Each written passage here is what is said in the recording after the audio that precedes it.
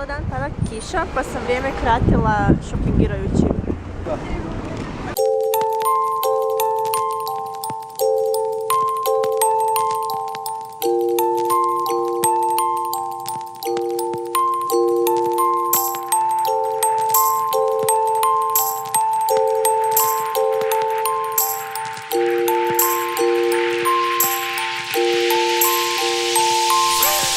Prolazim kroz pasaž.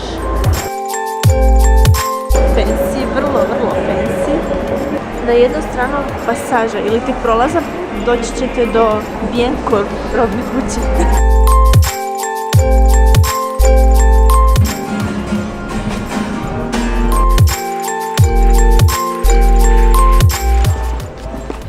Znači u ovom dijelu možete pronaći sve restorane, sve kuhinje svijeta, dakle što god vam se jede, možete naći ovdje. Evo me u Dudok, slasičarna, restoran i ovdje sam dobila preporuku da se ovdje jede najbolja apple pie, pa sam ja sad naručila pa ćemo vidjeti kako to izgleda. Evo dolazi.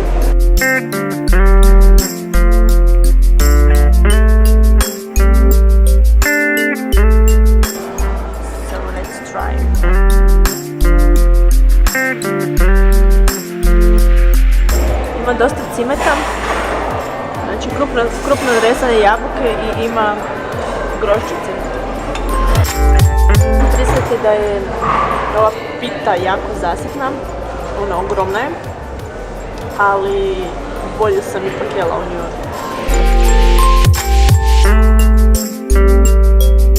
Nalazim se u Hop Stroku, koji se nalazi u pasažu i upravo sad ću probati vruću čokoladu na jedan zanimljiv način.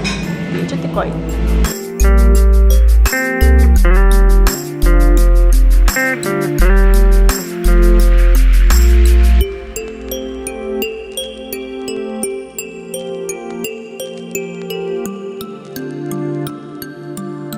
Nalazim se u Havani.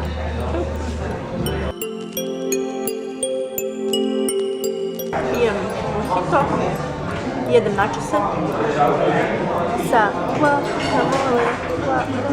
guacamole. Ekipa se polako skuplja, vidjet ćemo, bit će nas noć odnosno.